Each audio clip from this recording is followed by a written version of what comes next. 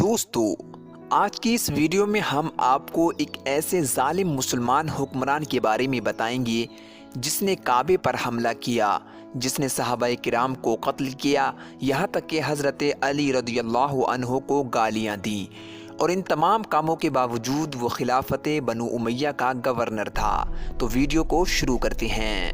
دوستو، اس مسلم حکمران کا نام حجاج بن یوسف تھا، جو کہ سعودی عرب کے شہر طائف میں پیدا ہوا اور اسی شہر میں اس نے پرورش پائی۔ حجاج بن یوسف طائف کے مشہور قبیلے بنو ثقیف سے تعلق رکھتا تھا۔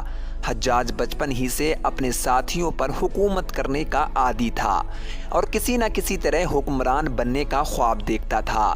آخر کار وہ طائف چھوڑ کر دمشق گیا اور کسی نہ کسی طرح خلیفہ وقت عبد الملک بن مروان کے وزیر بننے کی نوکری حاصل کر لی۔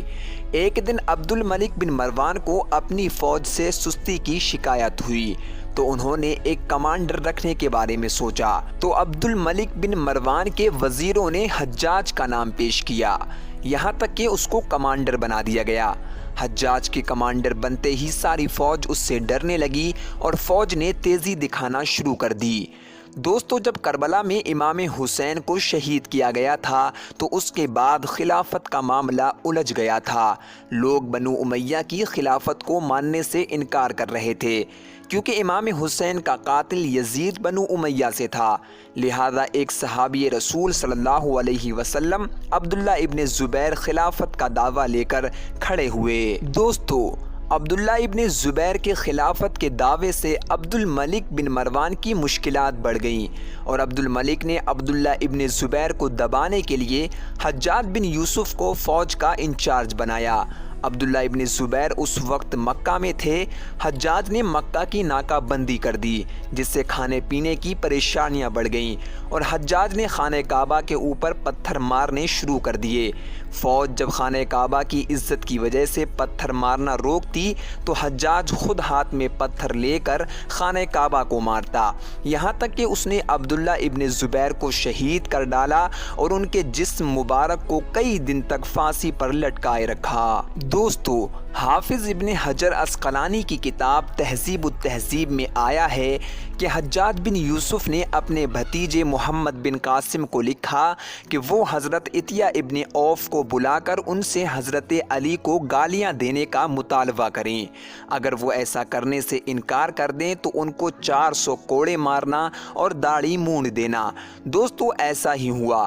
محمد بن قاسم نے عطیہ ابن عوف کو بلایا اور ان سے گالی کا مطالبہ کیا۔ ایسا کرنے پر عطیہ ابن عوف نے انکار کر دیا، جس کے بعد محمد بن قاسم نے ان کو 400 کوڑے لگوائے اور داڑھی مونڈ دی۔ دوستو، ایک دن حجاج کی ماں نے اس سے کہا کہ بیٹا، مجھ کو لگتا ہے کہ اللہ تعالیٰ تم کو جہنم میں ڈالے گا۔ یہ سن کر حجاج ہنسنے لگا۔ اس کی ماں نے ہنسنے کی وجہ پوچھی تو اس نے کہا کہ میری ماں، اگر اللہ تعالیٰ تم کو قیامت والے دن میرے حساب کا مالک بنا دے تو تم مجھ کو جہنم میں ڈالو گی یا پھر جنت میں؟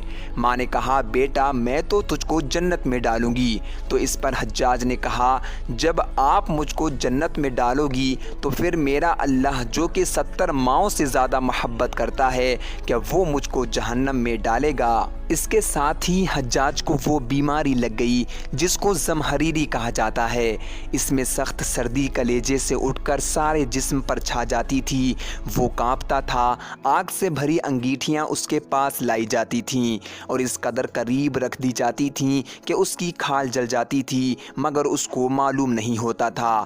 حکیموں کو دکھانے پر انہوں نے بتایا کہ اس کے پیٹ میں سرطان یعنی کینسر ہو گیا ہے۔ دوستو، جب حجاج نے دیکھا کہ بچنے کا کوئی بھی امکان نہیں ہے تو اس نے اپنے قریبی عزیزوں کو بلایا جو کہ بڑی کراہت کے ساتھ اس کے پاس آئے، اور وہ بولا کہ جب میں مر جاؤں تو میرا جنازہ رات کو پڑھانا اور صبح کو میری قبر کا نشان مٹا دینا، کیونکہ لوگ میرے مرنے کے بعد میں میری قبر کو نہیں چھوڑیں گے۔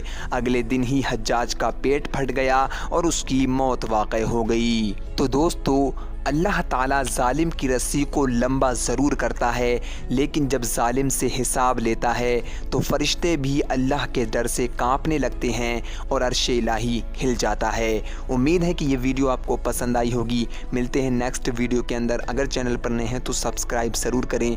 ملتے ہیں نیکسٹ ویڈیو کے اندر، جب تک کے لیے اللہ حافظ۔